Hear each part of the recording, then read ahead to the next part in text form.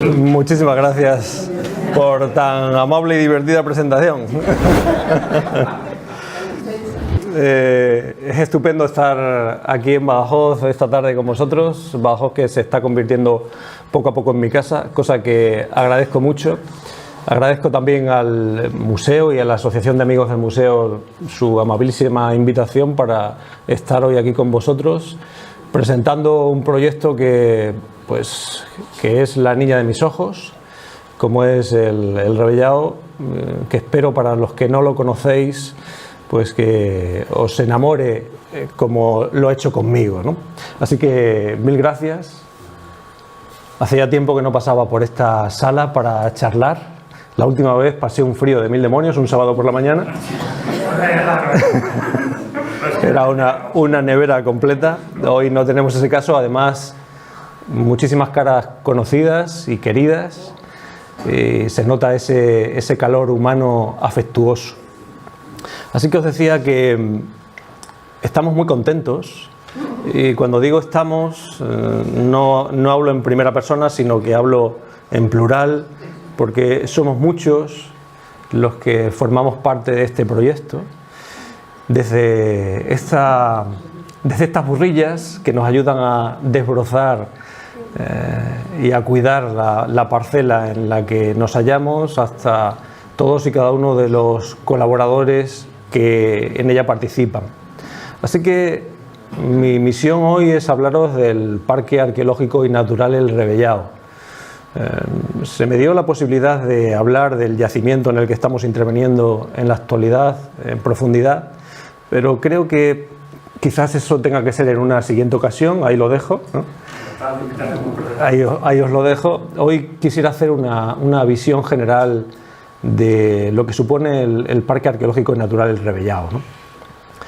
Dice un proverbio zen que ningún copo de nieve cae en el lugar equivocado. Y eso es bien cierto. Las casualidades no existen, lo que existen son las causalidades, y esa causalidad me llevó a leer una noticia en prensa que decía: ofrecemos el dolmen para el disfrute público y solicitamos ayuda a la administración para su puesta en valor. Esa noticia aparecía recogida por Europa Press y fue tan sorprendente que decidí ponerme en contacto con esa fundación, desconocida para mí entonces, que pretendía ofrecer a la ciudadanía un bien existente en su propiedad. Curiosamente, en un tiempo en el que las puertas se cierran, en el que los propietarios de bienes culturales tratan de no hacerlos accesibles, se daba la posibilidad de que una fundación quisiera ofrecerlo y abrir de par en par sus puertas. Así que me puse en contacto con la Fundación Dolores Vaz de Arús, entablamos una amable conversación, conocí a este señor que tienen en pantalla, que es el alma mater del proyecto, lo tengo en primera fila, así que le voy a pedir que se levante para que los demás puedan conocerlo, don Pedro Arias, un aplauso para él. Don Pedro Arias es presidente de la Fundación Dolores Vaz de Arús, una fundación badajocense, no muy conocida, desgraciadamente, en la ciudad, y digo desgraciadamente porque la labor que hace es de tal envergadura que todos y cada uno de los badajocenses deberían sentirse muy agradecidos por tener una fundación en la ciudad de esta categoría, ¿no?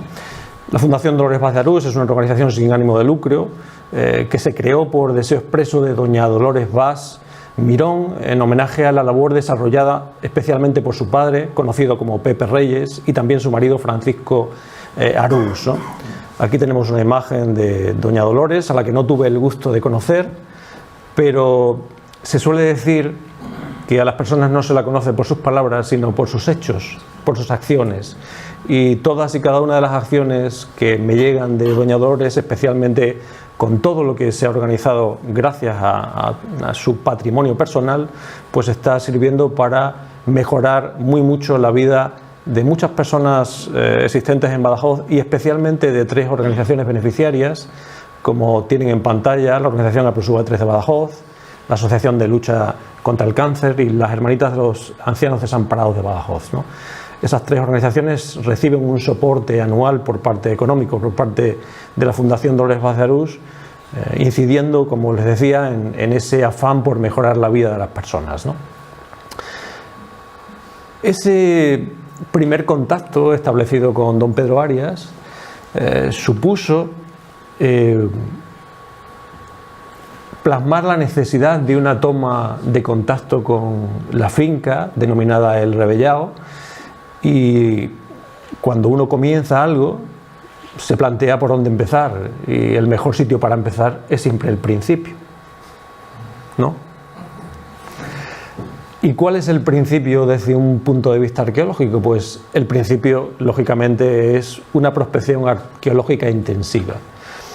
Esa prospección realizada, o esas prospecciones, porque fueron dos, nos permitieron testar desde un punto de vista arqueológico y patrimonial en general el valor enorme que tenía la finca.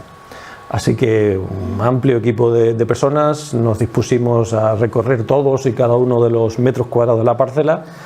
Digo parcela, pero son 800 hectáreas, ¿no? Algo más de 800 hectáreas. 950, no me digas que ha crecido en los últimos tiempos. Bueno, pues nos acercamos peligrosamente a los 1000, cosa que está muy bien. Fruto de esa primera toma de contacto, gracias a la prospección arqueológica, documentamos una treintena de yacimientos arqueológicos y bienes etnográficos. Esos yacimientos arqueológicos, tenéis una imagen en pantalla de dónde se ubican, dónde se concentran, y nos llevaban desde el mundo del Neolítico hasta la Baja Edad Media, una secuencia de yacimientos arqueológicos en los que la huella romana y también la neolítica y calcolítica priman singularmente sobre las demás. Ahí tenemos algunos restos romanos, algunos restos aún por intervenir y por documentar qué significan. Por supuesto, nuestros dólmenes, al menos tenemos 3 conocidos, más otra serie de túmulos, bajo los cuales es muy probable la existencia de yacimientos arqueológicos. Un asentamiento medieval, como es de la cual emerge la iglesia de San Ildefonso, una iglesia del siglo XIII, mudéjar, destruida en las guerras con Portugal, habidas durante el siglo XIV, y diversos asentamientos de carácter etnográfico, como esa magnífica majada, esa cochinera notabilísima en cuanto a dimensiones y estructura, ¿no? Un lugar de enorme valor, como podéis ver en algunas de sus imágenes, donde el agua tiene una presencia notable y en el que los bienes etnográficos, chozos, hornos caleros y otros tantos elementos nos hablan de cómo se ha ido habitando este espacio singular de nuestra geografía. Cuando se habla de una treintena de asentamientos arqueológicos y bienes etnográficos, deberíamos preguntarnos por qué esa densidad tan alta. Para darnos cuenta de su significado, debemos pensar en la presencia continua de un manantial de agua, un manantial que abastece a todos esos pobladores que nos han precedido y que sigue calmando nuestra sed, especialmente la veraniega, cuando estamos por ese entorno. A esa fuente, a ese manantial que adoramos, pues se aúna una feracidad de la tierra en la que se ubica, donde los cultivos se llevan produciendo sin solución de continuidad desde el mundo del Neolítico hasta nuestros días, porque la finca sigue estando sigue dando frutos, sigue siendo explotada agrícolamente. Como veis, un lugar de una belleza sorprendente, contemplada desde distintos puntos de vista y a lo largo del año, pues nos ofrecen una visión que la hace realmente atractiva, y la tenemos a la vuelta de la esquina, un lugar muy próximo, como más adelante podremos ver, ¿no? Así que una vez que la Fundación Dolores Paz de Arús fue consciente del enorme potencial que la finca de su propiedad tenía, la pregunta que debió hacerse es: ¿y ahora qué hacemos con todas esas maravillas que guarda el Rebellao para mejorar la vida de las personas? Porque esa es básicamente la razón de ser de la Fundación Dolores Paz de Arús. La Fundación Dolores Paz de Arús no nace con una visión patrimonial, sino social, y en este caso la intención era convertir lo patrimonial también en social, para seguir dando respuesta a los fines constitutivos de la propia fundación, ¿no? Así que la respuesta fue bastante rotunda y fue: hagamos realidad la utopía. De ahí el título de la charla de hoy, ¿no? ¿Cómo hacemos realidad la utopía? Utopía no es una ensoñación ilusoria, sino que es una acción convencida para hacer del mundo un lugar mejor. El que inventó ese término, que fue Tomás Moro, quien la utilizó en 1516, hablaba de que la utopía es un lugar inexistente y por lo tanto irreal. Pero nosotros decidimos no anclarnos a la definición de Tomás Moro y sí seguir ese planteamiento poético que Eduardo Galeano plasmó en su famosa frase de que la utopía está en el horizonte. Camino 2 pasos y ella se aleja 2 pasos y el horizonte se corre 10 pasos más allá. Entonces, ¿para qué sirve la utopía? Para eso, sirve para caminar, sirve para avanzar. Y esa fue la idea. Los seres humanos y las organizaciones que creamos necesitamos construir horizontes utópicos que nos ayuden a transitar ese sendero de la vida con un sentido realmente existencial. Avanzar para servir a los demás resume el pensamiento de la Fundación Dolores Vaz de Arús. Como dijera Albert Einstein, solo es digna de ser vivida la vida que se vive por los otros. Ese pensamiento fue reinterpretado tiempo después por el profesor Nucho Ordine, que desgraciadamente nos ha dejado este año, quien llegó a afirmar en el último libro que vivir para los demás es una oportunidad para dotar de sentido a nuestras vidas. Esto es muy fuerte, ¿no? Es fuerte y creo que bastante profundo. Así que decidimos iniciar un sendero y caminar por él sin saber a dónde podía conducirnos, pero eso sí, para permitirnos avanzar. Y en esa aspiración a recorrer el sendero, el 11 de noviembre del 2015 la Fundación Dolores Vaz de Arús presentó a las autoridades administrativas y políticas el proyecto del Parque Arqueológico y Natural. En la imagen podéis ver al presidente de nuestra fundación, al presidente entonces de la Junta de Extremadura, estaban los alcaldes de los términos municipales afectados, en este caso Badajoz y Valverde de Leganés, presidente de Diputación de Badajoz, y algunas otras autoridades a las que tuvimos el honor de expresar cuál era el recorrido que teníamos en perspectiva. Y así nació el Parque Arqueológico y Natural El Rebellao. Un lugar, como antes os decía, de puertas abiertas, en el que todos podemos disfrutar de ese maravilloso espacio en el que todos somos bienvenidos y bien acogidos, ¿no? Para los que no lo conocéis, y aquí hay muchos que sí lo conocéis bien, pues el Parque Arqueológico y Natural está en el extremo occidental europeo, ¿no? En el extremo suroccidental europeo, en la provincia de Badajoz, al sur de la ciudad, en parte en términos de Badajoz, en parte en términos de Valverde de Leganés, y entre esta localidad y Almendral. Ahí tenéis una imagen de la posición con respecto a Valverde de Leganés del Parque Arqueológico y Natural del Rebellao, con el perímetro que se define, y una imagen, una ortoimagen, en la que podemos ver cómo se organiza el territorio desde un punto de vista geográfico. Al norte tenemos una zona de serretas en las que el monte bajo prospera en prácticamente la totalidad del espacio. En el centro se sitúan los espacios de cultivo, y al sur, limitando también con el margen meridional de la parcela, lo que tenemos es un espacio tradicional adhesado que se mantiene prácticamente intacto a lo largo de los últimos siglos, ¿no? El Rebellao es un proyecto arqueológico, principalmente, patrimonial en líneas generales, por supuesto natural, educativo, contemplativo, artístico, agrícola y turístico. Podríamos seguir, ¿no? Son muchas cosas, pero todas ellas están perfectamente interrelacionadas.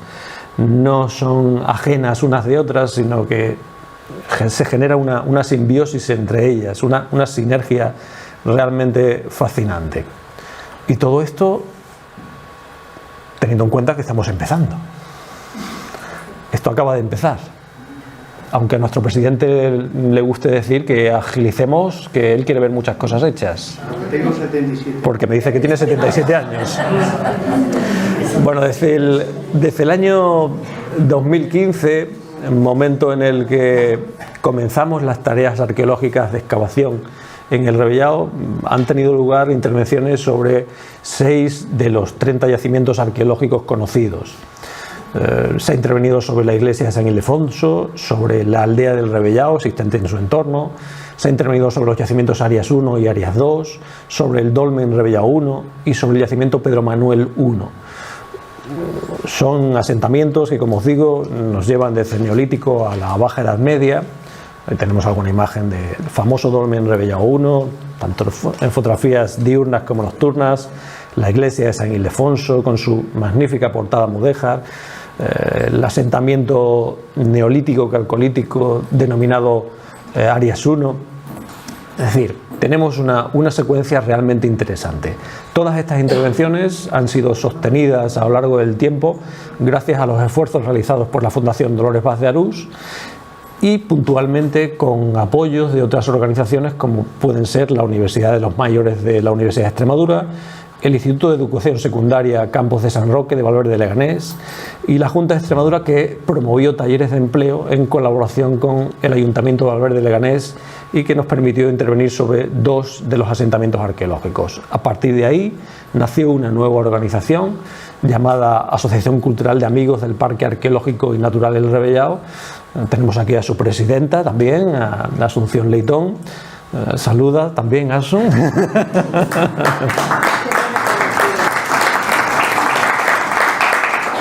Es una asociación totalmente abierta a todas las personas de buena voluntad que quieran venir a colaborar, a participar y hacer del Rebellao un sitio mejor. Muy especialmente tenemos que destacar la colaboración de la Universidad de los Mayores de Extremadura, gracias a la cual se nos aportó un conjunto de personas interesadas en la realización de intervenciones arqueológicas en la finca. Ese primer contacto tuvo lugar en 2013, poco después, 2014, poco después de ese reconocimiento del territorio del Rebellao, y en una visita de carácter didáctica que realizamos a la finca, y tenéis algunos de los participantes en aquel evento. Tengo aquí en esta fotografía a una persona que tengo en la tercera fila, Mercedes, pues enseñando el Rebellao a este colectivo surgió algo tan español como decir: ¿a que no os atrevéis a venir a excavar en el Rebellao? Ese reto fue tomado por esos estudiantes de la Universidad de Mayores como algo realmente interesante a lo que responder de forma positiva. Hablamos con el entonces presidente responsable del programa de la Universidad de Mayores, don Florentino Blázquez. Él nos abrió la puerta del programa de mayores y comenzamos a realizar actuaciones, en este caso por la iglesia de San Ildefonso. Ana María se puede ver allí con el legón, ¿verdad, Ana María? ¿Te ves? Bueno, esas primeras tomas de contacto con un grupo realmente comprometido con el trabajo arqueológico y del cual muchas personas se mantienen aún en activo con nosotros, realizando ese proyecto magnífico. De la iglesia de San Ildefonso pasamos al año siguiente al yacimiento de Arias 1. Ahí topamos, como os decía antes, con un yacimiento en transición entre el Neolítico y el Calcolítico, también con ocupación romana y con ocupación visigoda en algunos de sus espacios. Y veis cómo se aplican duramente todos estos miembros del equipo de trabajo, personas que dedican su tiempo y sus esfuerzos a colaborar con este hermosísimo proyecto, ¿no? Mañanas frías de invierno, mañanas calurosas de verano, pero ahí seguimos nuestro dolmen, a pesar de que algún desalmado le prendió fuego y quemó el bosque que lo protegía y lo rodeaba, del cual formaba parte como un todo que lo engalanaba. Pero eso no nos retiró el entusiasmo, más bien todo lo contrario. Seguimos dispuestos a seguir colaborando y a seguir trabajando para sacar adelante este proyecto. Así que seguimos caminando, seguimos ascendiendo a esas pequeñas lomas en las cuales nos esperan yacimientos arqueológicos, y ahí tenéis una imagen de que sería el último yacimiento en el que estamos interviniendo, el yacimiento denominado Arias 2, en el cual, en ese herbazal continuo, en esa pradera sembrada, una pradera artificial, una pradera de cultivo, pues comenzamos a intervenir y comenzamos a observar la presencia de diversos restos arqueológicos, en el que el Instituto de Educación Secundaria Campos de San Roque, con sus alumnos quinceañeros, con sus alumnos adolescentes, se entremezcló con otros alumnos no tan adolescentes, pero igualmente motivados, igualmente necesitados de aventuras, ¿no? Y esta realmente es una muy importante. Así que un proyecto también transgeneracional, que supera edades, que supera centros de educación y que nos permite avanzar en ese proceso. Aquí nos tenemos excavando silos, trabajos duros, pero realmente emocionantes, un equipo, como veis, realmente motivado. Aunque más si encontrara una lámpara y la frotara a ver si Aladino salía de ella, Aladino no salió, aunque era una lamparilla islámica y podía haber salido, pero el entusiasmo no hay quien nos lo quite. Un proyecto también en la que pueden participar todo tipo de personas, más allá de sus condicionantes físicos, tanto en jóvenes como en otros no tan jóvenes, en los que cada cual aporta de sí lo mejor que tiene, superando esas dificultades y esas limitaciones físicas. Aquí todo el mundo es bienvenido, aquí todo el mundo es aceptado, porque el que llega, llega para ofrecer de corazón aquello que tiene, ¿no? Sin pagar. ¿El qué? Sin pagar. El presidente me dice que sin pagar, cosa que tiene aún más mérito aún, ¿no? Bueno, el Revillados se ha convertido en una escuela de vida para jóvenes y también para mayores, un lugar transformador. Simplemente basta observar las caras de felicidad de todos y cada uno de los intervinientes, ¿no? Las caras nos lo dicen todo. El trabajo puede ser duro, pero la felicidad de estar realizando un proyecto de investigación en el que la búsqueda del conocimiento se convierte en el motor que nos anima cada día, pues es realmente fascinante, ¿no? Y como suelo decirles, aunque excavar es una acción que realizamos no para descubrir, sino para conocer, lógicamente la alegría del hallazgo pues nos embarga siempre que tiene lugar. Charo no ha podido entrar ni sentarse en la sala, pero la veo al fondo en el patio con ese entusiasmo que la caracteriza, ¿no? Bien, volveremos un poco más tarde a hablar sobre el yacimiento Arias 2 de forma muy rápida, como os digo. Volvemos al yacimiento, pero el Rebellado no es solamente un espacio para el patrimonio y la arqueología, es un espacio en el que la naturaleza pues se nos regala cada día, ¿no? Un espacio plagado de flores. La primavera allí es una maravilla, ¿no? Cada rincón nos está demostrando cómo la vida prospera, y aunque ellas a veces protesten y traten de desbrozar esas flores que otros tratamos de proteger, pues tratamos de vivir con la mejor de las sintonías posibles, ¿no? Ellas también cumplen con su función. Los escolares vienen a ayudarnos a repoblar la finca. Esta es una finca que estaba densamente arbolada hasta los años 70 del siglo XX, un momento en el que toda la zona central que antes os he mostrado, donde ahora se cultiva, pues se deforestó precisamente para poder sembrar cereal. Esa dehesa altamente densificada, pues estamos tratando de recuperarla en algunos de sus puntos, y eso se realiza con la colaboración muy especialmente de escolares de corta edad, a los que tratamos de sensibilizar desde el punto de vista ambiental. Así que, como os digo, el Revellado se ha convertido en una escuela fascinante, en el que los chavales ponen sus nombres a los árboles que siembran, sus nombres propios o el que se le ocurra.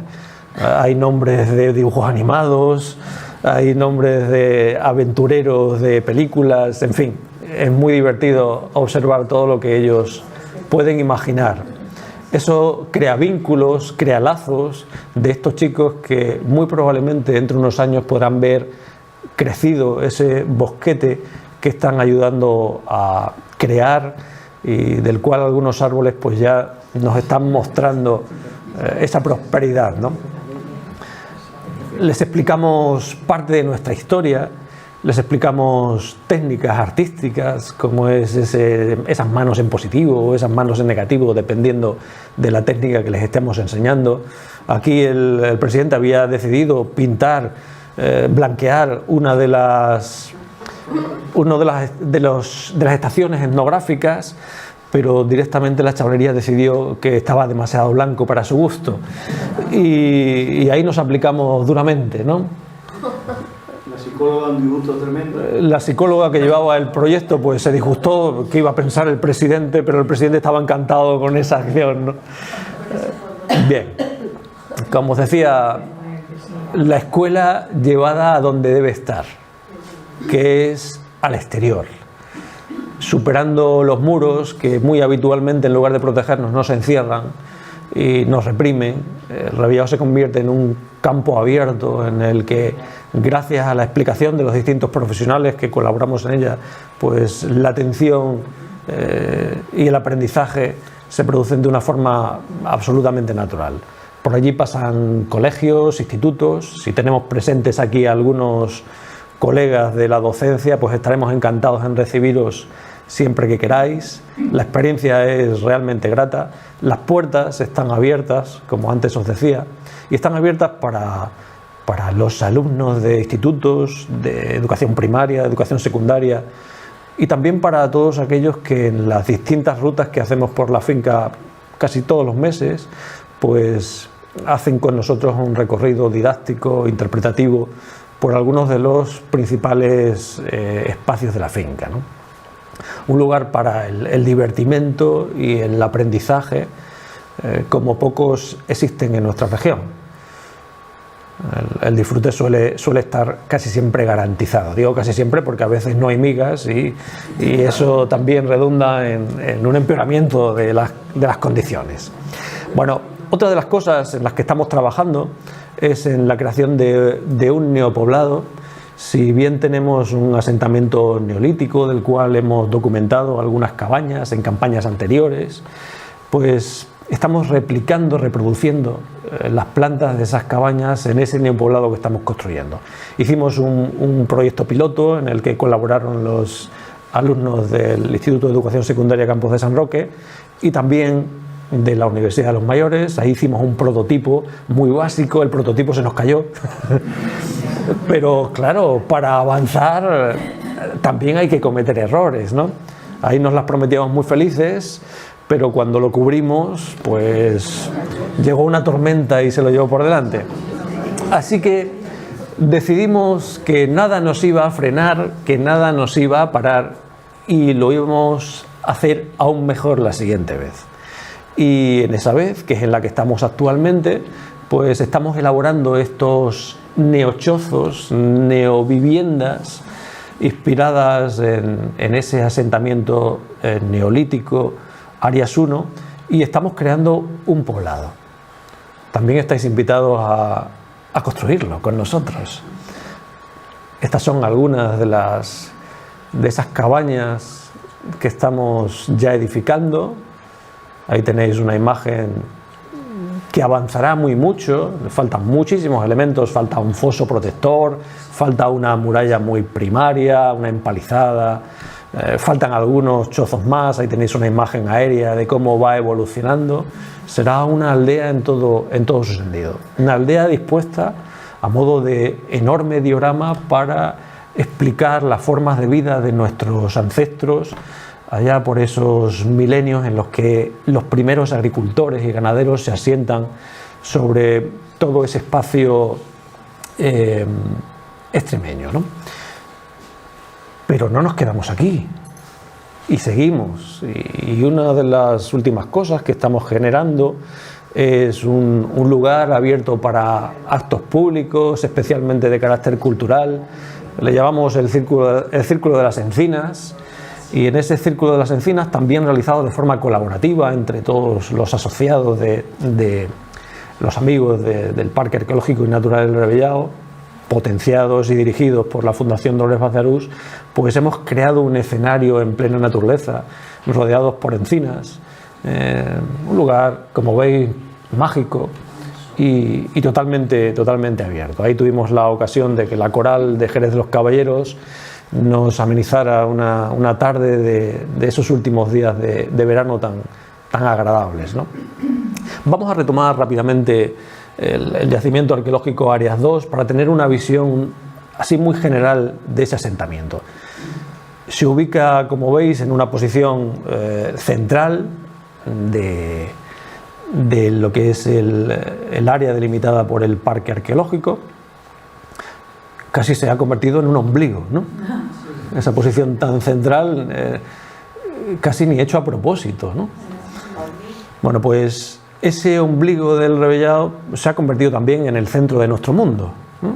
De alguna forma, esa idea poética que tenéis reflejada ahí, esa imagen realizada con dron en el que nos genera un orbe, en el espacio se convierte pues casi en un planetilla, ¿no? Pues en ese planetilla, en el centro, se ubicaría nuestro yacimiento arqueológico Arias II, un lugar en el que nos llevamos empleando duramente desde el año 2018 y en el que ahí tenéis la zona en una visión lejana, esa zona de cultivo más allá de esa encina enorme que se sitúa junto a la fuente, y en ese lugar pues hemos podido realizar una excavación arqueológica hasta, a ver si nos quiere pasar la diapositiva, hasta conseguir esa imagen que tenéis ahora mismo en pantalla.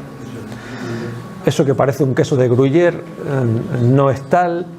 Vemos una secuencia realmente interesante. Voy a pasar para mostraros las fases y volvemos hacia atrás para que tengáis una visión general.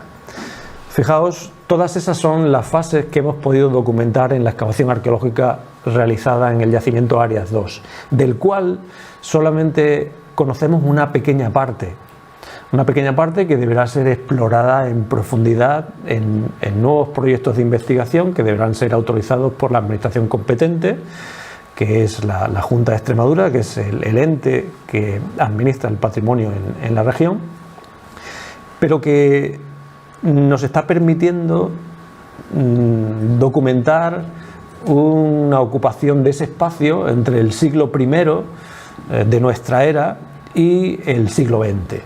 En esos 2000 años han tenido lugar una sucesión de ocupaciones con distinta naturaleza, con distinta entidad, en la que vemos un asentamiento alto imperial, una segunda fase también alto imperial del siglo II, otra bajo imperial siglos III y IV, una nueva bajo imperial siglos IV y V, dos de época visigoda, siglos V al VI y otra del VI al VII, otra de época emiral califal hasta el siglo X, otra de las primeras taifas y otra que podemos disponer entre las invasiones norteafricanas y esa repoblación cristiana que tuvo lugar en el siglo XIII. Finalmente, como os decía, una fase contemporánea del siglo XX. Todo eso se resume en la imagen que tenéis en pantalla. La interpretación es lo realmente interesante en arqueología, ¿no? Poder conocer qué se ha producido ahí a lo largo del tiempo es realmente fascinante. Una simple visión de esa imagen nos permite pues observar la presencia de un campo de silos. Tenemos una cuarentena de silos aproximadamente, silos que son realizados muy probablemente a fines del siglo IX, principios del siglo X, y que son amortizados en el siglo XI durante las primeras taifas, y que interpretamos esa amortización precisamente con algo tan evidente como la conversión de Badajoz en capital de un reino que demandaba, dado que se convirtió en un lugar que atraía poblamiento, muchos productos agrícolas de ese entorno fértil de todas las aldeas perimetrales a esa población. Así que en lugar de guardar los excedentes de la cosecha, que es para lo que servirían estos silos, muy probablemente todo ese material ya se comercializaba en la ciudad de Badajoz y no debía ser conservado bajo el subsuelo, que es como estaban en las fases previas. Así que conocemos muy bien ese proceso porque los materiales más recientes que colmatan esos silos son precisamente del siglo XI, momento en el que tienen lugar las primeras taifas. Ese campo de silos a posteriori es alterado con la construcción de grandes fosas de expolio, se extraen materiales para construcción de nuevas estancias, de nuevas viviendas, se obtiene en él tierra pizarrosa que sirve muy especialmente para la confección de tapias, y eso es lo que podemos observar en la imagen, especialmente en el lado norte, donde vemos una batería de esas fosas de expolio. De forma previa a la construcción de los silos tenemos un asentamiento rural de época visigoda que no es sino un heredero de la villa romana que aquí funcionó, como os decía antes, al menos desde el siglo I. De esa villa tenemos parte de lo que sería la pars fructuaria, esa parte productiva de la villa, una parte productiva y de almacenaje en la cual muy probablemente tenía lugar la conservación de productos de carácter agrícola, muy probablemente oleícola y vinícola. Precisamente relacionado con el vino, tenemos en el último tiempo en el que la villa estuvo ocupada en tiempos romanos y en ese primer momento de época visigoda, tenemos que existe un lacus, un lugar en el que el mosto comenzaba su proceso de fermentación antes de ser envasado en enormes recipientes cerámicos como eran las dolias, y de esa fase podemos ver esa estructura cuadrangular que tenemos en la zona sur del área excavada, que nos habla precisamente de cómo se está utilizando a lo largo del tiempo todo un espacio claramente ligado al mundo agrícola. En la actualidad en el Revillaor no hay vides, pero sí sabemos que las hubo en época bajo imperial y en época visigoda, y todo eso es lo que vamos construyendo o reconstruyendo a lo largo de este proceso de investigación. Bueno, os voy a mostrar algunas imágenes muy rápidas. Ahí tenéis a nuestros afanados colaboradores. ¿Qué seríamos sin ellos? Este yacimiento muy probablemente no podría excavarse sin la dedicación, sin las horas de esfuerzo, sin el sacrificio y la aplicación de Mari Carmen, el cepillo, ese cepillo muy bien utilizado para esa limpieza exhaustiva que hay que hacer prácticamente cada día del área arqueológica. Ahí tenéis a Marian excavando, limpiando, una vez excavado el lacus, perfectamente revestido con opus igninum, muy tardío, ya no de muy buena calidad, pero que nos habla del enorme potencial que la zona tiene. En todos esos hilos apreciamos un nivel de amortización, del desmontaje de parte de las estructuras romanas que debieron ser reacondicionadas en este tiempo, y muy probablemente si procedemos a continuar con las excavaciones arqueológicas en áreas aledañas, pues podremos obtener la ubicación de esa pars urbana de la villa, esa zona residencial señorial, de la cual muy probablemente conocemos algunos fragmentos de los mosaicos que cubrirían muy probablemente sus pavimentos. Me han aparecido algunas teselas en los rellenos de esos hilos, restos de lo que serían pavimentaciones de cal, opus igninum también formando parte de esos rellenos. Bueno, como os decía, un colectivo realmente comprometido con el proyecto, un equipo que está dispuesto a mirar hacia el cielo incluso cuando están metidos en los silos, ¿no? Porque aunque estemos profundizando en la tierra, nuestro objetivo siempre está en lo luminoso, en la parte que tenemos en la parte superior, ¿no? Voy a mostraros también muy rápidamente algunos de los materiales arqueológicos exhumados, muy especialmente en los Silos, que es los lugares donde más restos arqueológicos muebles hemos podido documentar en el proceso de excavación. Ahí tenéis hachas pulimentados procedentes de los yacimientos neolíticos existentes en el entorno, utilizados en tiempos del mundo medieval para ahuyentar a las tormentas. Solían formar parte de las cubiertas de los edificios, ¿no? En aquel tiempo se tenía la sensación de que eran piedras realizadas por rayos. Cuando un rayo caía, tenían ellos la certeza. Fijaos que las certezas muchas veces no son ciertas. Pues ellos tenían la certeza de que cuando caía un rayo se generaba una de esas piedras y colocarlas en los techos de las casas serviría para ahuyentar otro rayo que cayera en el mismo sitio, ¿no? Bueno, como os digo, algunos de estos hachas pulimentados, grandes recipientes de almacenaje. Ahí tenéis restos romanos de dolias, ánforas de muy diversos tipos, recipientes de cocina, como puedan ser esas ollas, y algunos también de mesa, como estas sigilatas altoimperiales que tenéis en pantalla, o estas paredes finas, meritenses, también materiales propios del siglo I, son muy característicos de ese tiempo. Ligados a esa fase romana tenemos algunos instrumentos probablemente quirúrgicos de algún médico. Ahora tenemos algún médico en la sala y también en el Rebellado, ¿verdad, Antonio?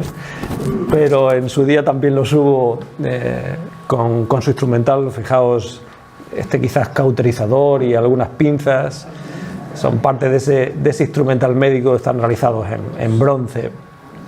También tenemos restos de lo que serían telares, con esas pesas características, y el mayor volumen de material que podemos observar en el yacimiento, si bien, como antes os decía, tenemos restos que proceden desde el siglo I en adelante, especialmente de la fase andalusí, califal y taifa, de donde viene o de donde proviene el mayor volumen de material existente, ¿no?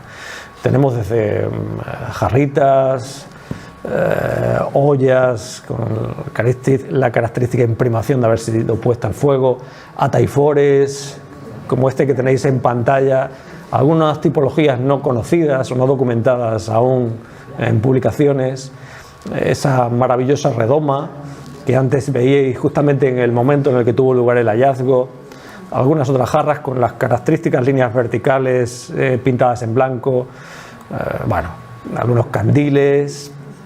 Este era el tuyo, Masi, ¿sí?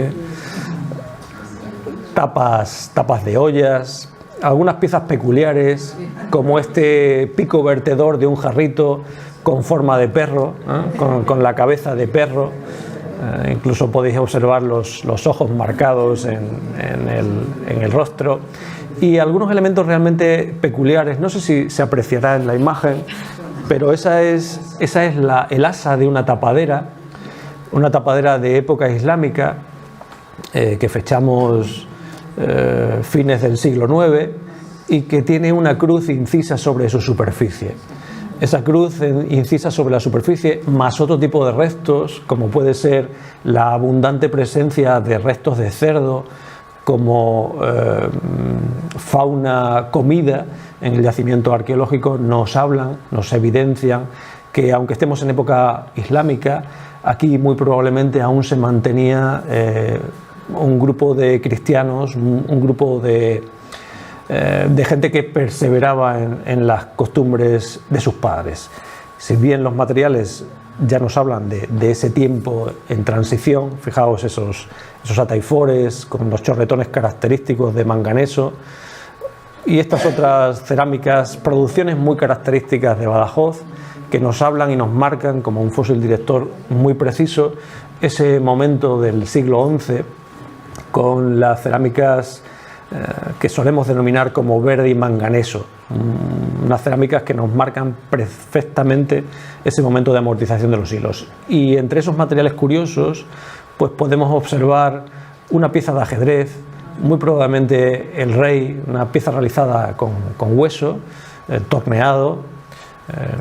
Hay una pieza muy parecida en el Museo de Córdoba, que puede ser casi paralela a la que tenemos en el Rebellao. Nos habla de la vida cotidiana, nos hablan todos estos materiales de los usos y costumbres propios de los habitantes del lugar. Los materiales no solamente tienen valor per se, por su confección, por su naturaleza, sino que tienen un valor cultural, capaces de contarnos, de explicarnos pues cosas de quienes los usaron, ¿no? Y que nosotros ahora mismo estamos interpretando. Como curiosidad también observad esta reja de arado, una reja de arado completa que nos habla de los usos agrícolas que el Rebellao tenía entonces y que sigue teniendo ahora. Observamos también una podadora que también nos está evidenciando la perpetuación en el tiempo de las vides y de la producción vinícola en el Rebellao. Algunos cuchillos, algunas hoces, en fin, así podría seguir hasta mañana. Pero creo que en el museo no me lo iban a permitir y vosotros tampoco, y no quiero aburriros más de lo que quisiera. Así que, como antes os decía, las puertas del Rebellao las tenéis abiertas. Gracias a la Fundación Dolores Vaz de Arús podemos disfrutar de este lugar singular, llevar al Rebellao como estos chicos de Estados Unidos que se llevaron el dolmen del Rebellao en su corazón y que ahora pasean muy orgullosos por Houston, pues igual que ellos lo llevan en el corazón, nosotros también somos y estamos muy honrados de disfrutar de este espacio y poder comunicarlo a los demás. Así que estáis todos invitados a esta aventura fascinante que es el Parque Arqueológico y Natural El Rebellao, y os agradezco enormemente vuestra atención, porque el tiempo y la atención son algunas de las cosas más valiosas que tenemos y vosotros habéis decidido entregármela esta tarde, así que os lo agradezco profundamente. Muchísimas gracias.